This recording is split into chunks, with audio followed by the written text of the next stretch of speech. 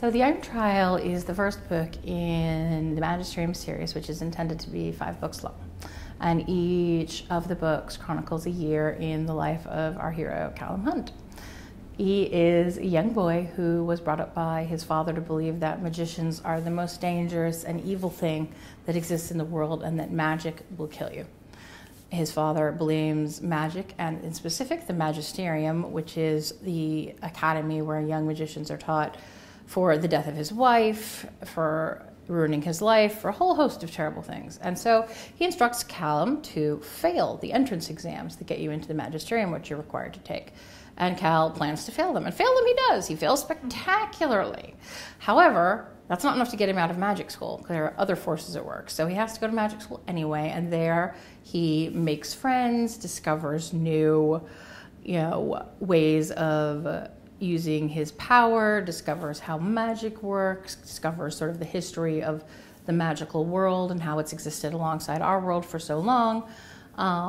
Meets a giant lizard who isn't really a lizard, gets himself a wolf for a pet, has a ton of adventures, and at the end of the book learns something about himself that changes the way he thinks about himself forever.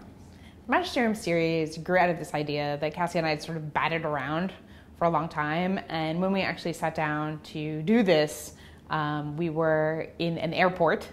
We were about to get on a plane, and by the time we landed in that flight, we had plotted out all 5 books. And it was amazing how quickly a lot of things came together. And the central thing of this series, without giving away too much, is really interrogating good and evil, heroes and villains. And that is the thing that we have constantly come back to as we work through the books, as we work through ideas for the books.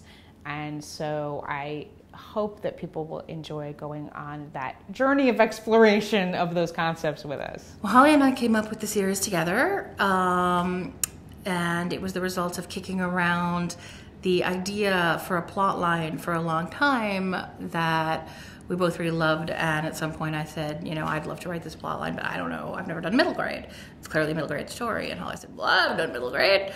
We should combine our forces, and then we could get the story written that we really love. And I think for me, the story has a lot to do with confronting expectations and archetypes. We go into stories like this, which are about this kind of character, and we have a set of expectations about what's going to happen to him, and what kind of destiny he's going to have, and we're not surprised to find out that he's the most powerful magician and the most special and the most important and the most interesting, and the fate of the world rests on his shoulders. But that's not what happens to Cal. It's a very sideways thing that is actually what Cal discovers about himself. And so for me, a lot of the interest that I had in the book and sort of the passion I had for the book was kind of summed up in the tagline, you think you know magic, you don't know magic. And so I feel like it's kind of like you think how we use magic as a metaphor to talk about heroism and bravery and good and evil, but actually we're going to be using magic as a metaphor to talk about good and evil in a completely different way. And that was what attracted me to the story, and that's what kept it so fun for me.